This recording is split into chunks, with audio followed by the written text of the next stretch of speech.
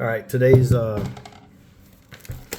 video is going to be brought to you by thoughts in my brain. That's a scary thought. All right, so I'll do my best not to ramble on. I'm going to try to stay focused here. Okay. I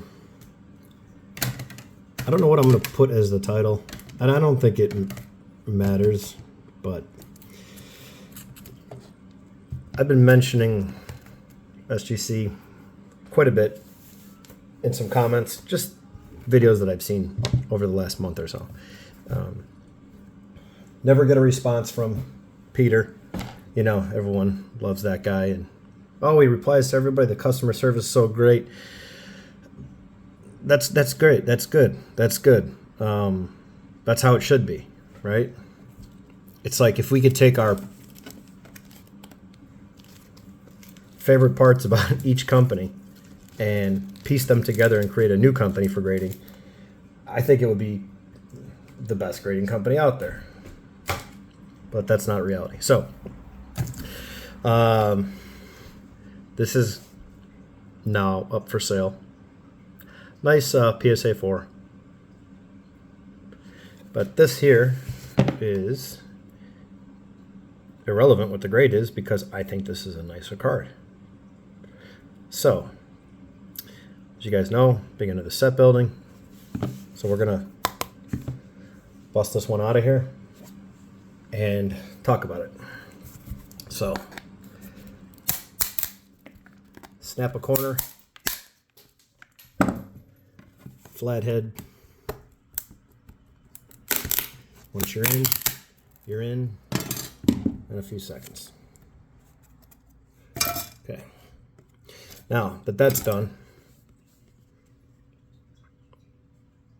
it's free from its case.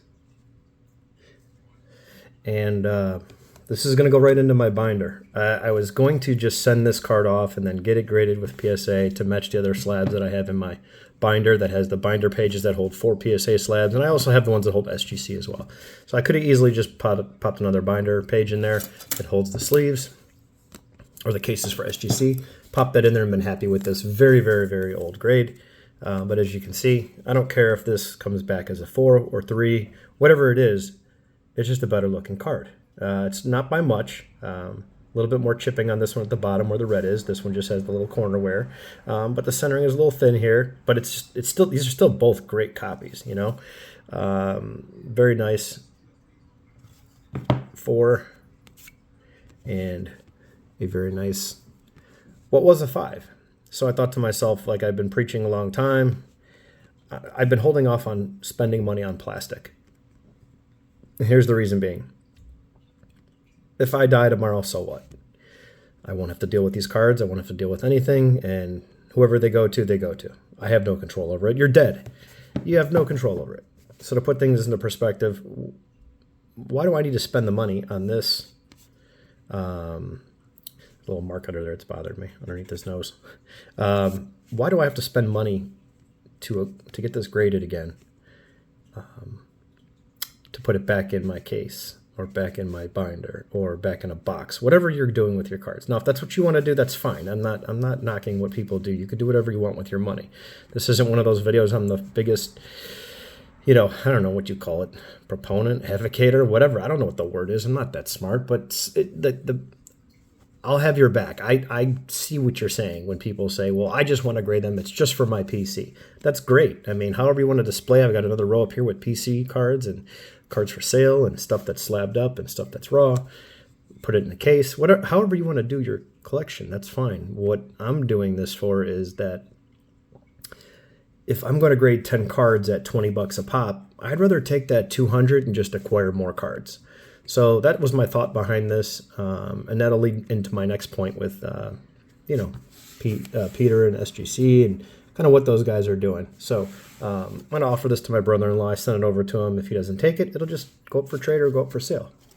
I have no problem hanging on to a second Bob Feller. So that's going to stay within the collection. And before I forget,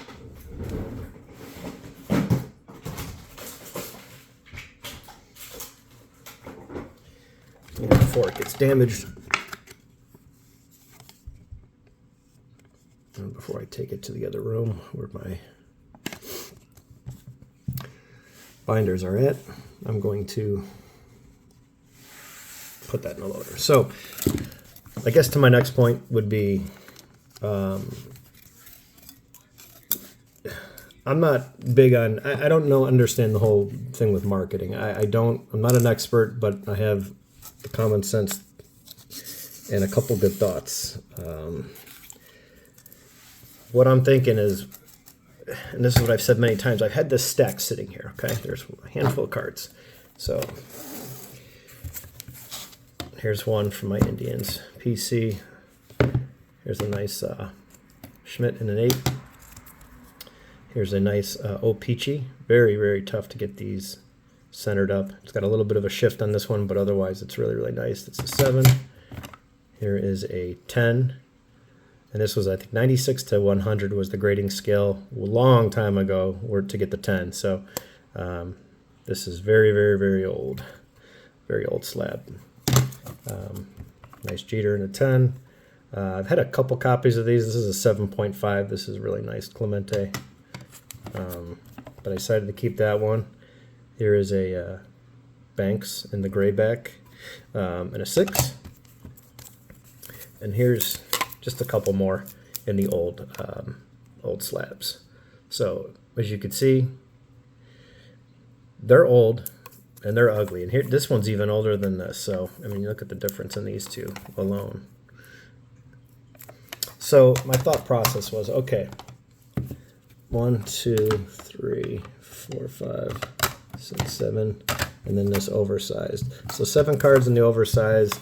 And I was going to go and just get that one done, but then I thought, well, I'll just send it to PSA if I'm going to get slab. Then it just got me thinking even more. Let's stay with what I've kind of changed gears on my collecting a couple of years back, or maybe even a year and a half ago, I think is when I kind of started feeling that way or talking about it. But just, I don't need to grade a card right now that I have no intentions of selling.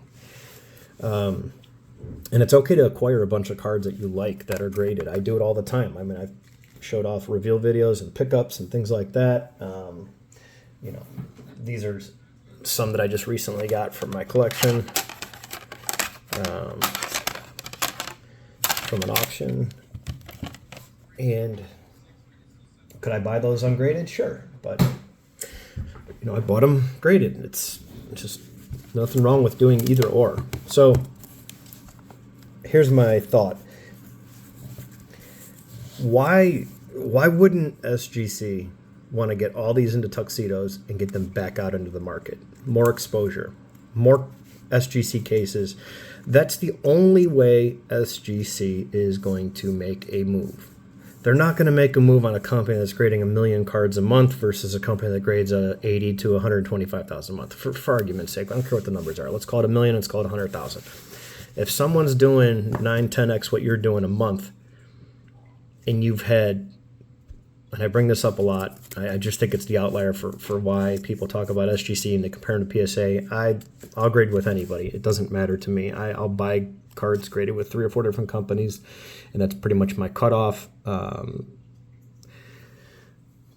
But during the whole shutdown, there was 2 shutdowns that PSA went through. Due to the state they were in, the location, they were shut down twice. Prior to that, 17, 18, 19, 20 years, whatever it may be, SGC had that time to gain some ground. They never did it. PSA just got bigger, bigger, bigger, bigger, bigger. And there's so many cards. It's not the set registry. It's this, it's that. It's a lot of things. I can send in 4,000 cards to SGC, and I have to pay for them up front. I can send in 15,000 cards to PSA, and I don't have to pay for a single card. I can send out an order of 100 to 1,000 cards a day for an entire year, entire month, and they'll just keep pumping them out, billing my credit card, and I got to keep moving them. Now, that's a benefit, or people like that a lot. People like this registry for whatever reason, so be it, whatever they're into. I don't understand. Make sure I say this right. I don't understand why SGC doesn't.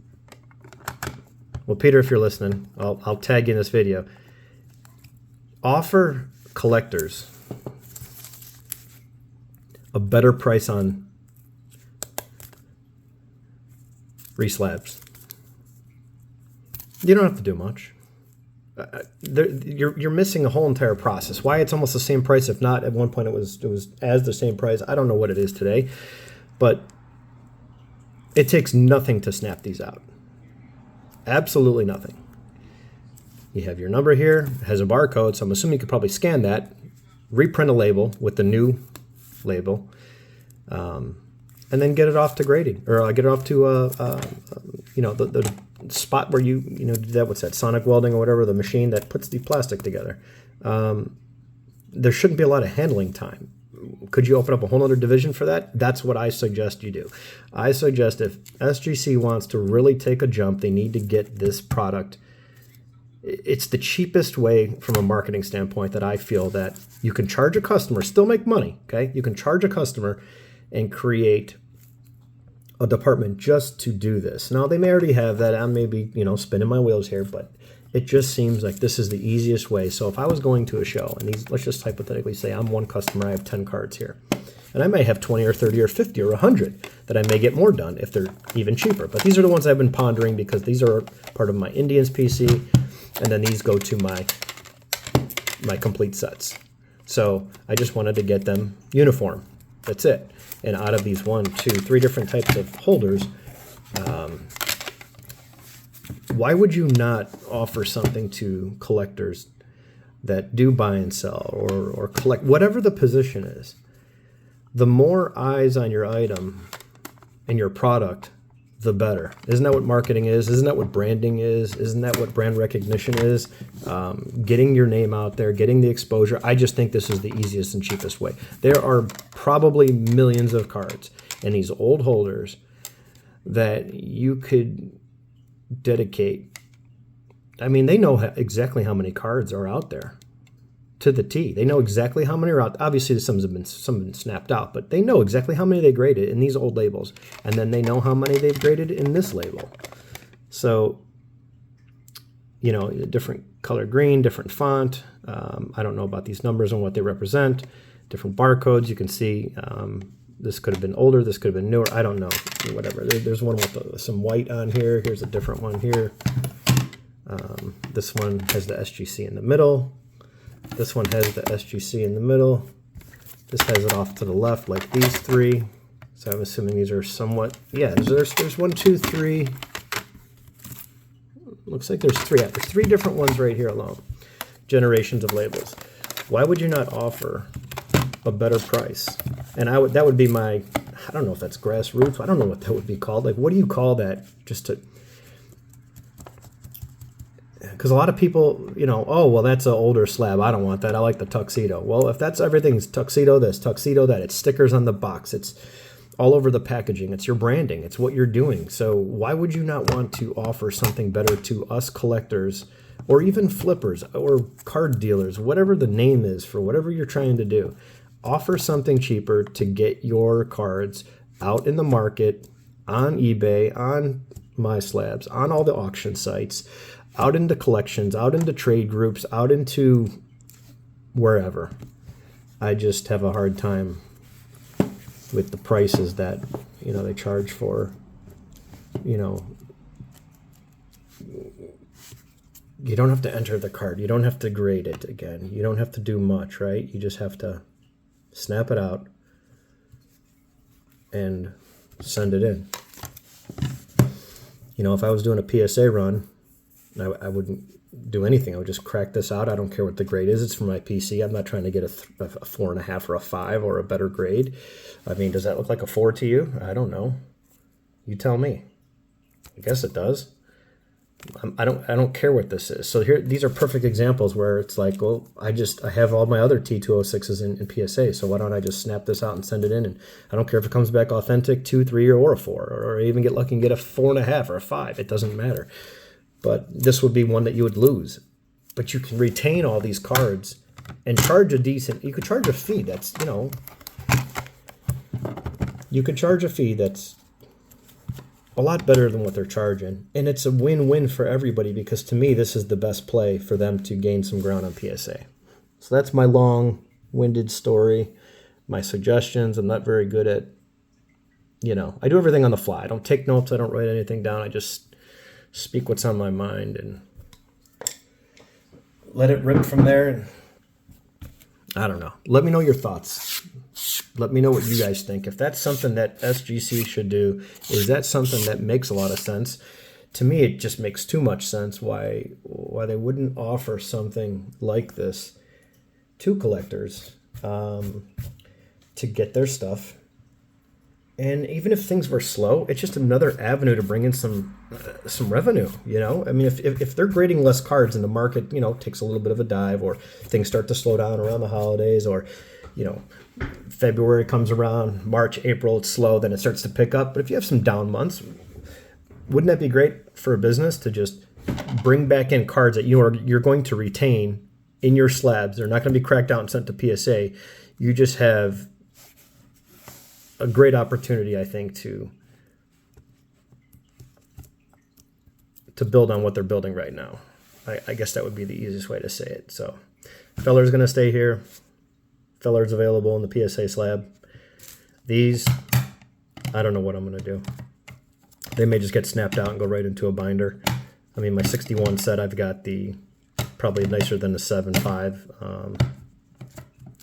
My Maris in a binder, 9-pocket sheet, with the rest of the cards and a bunch of others. So it's not the end of the world. But I would just like, why am I going to spend all this money to send out this plastic just to get more plastic?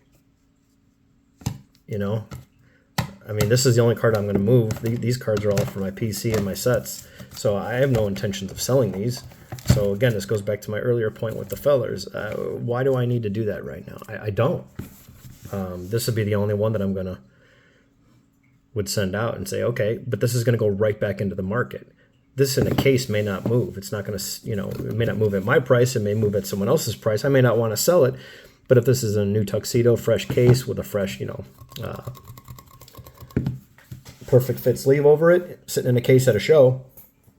I've already got 2 of these in PSA 10s. I've opened up a bunch of this stuff many years ago and still have some boxes today. But at one time, this was selling for upwards of $900 to $600 I was getting for these. So I think I have 2 left. But yeah, this is a nice card. And this could be one that is back out into the population, back out into the public, and back into circulation, I call it. So, all right, I'm done rambling. I don't know what else to say or what other way to say it. The same thing that I've probably been doing for the last 15 minutes. All right, guys. I'll think of something to tag this thing and put a name on it and post it. Until then, I'm going to get back to eating some M&Ms. More Halloween candy. And yeah. Kids, don't do drugs. Peace.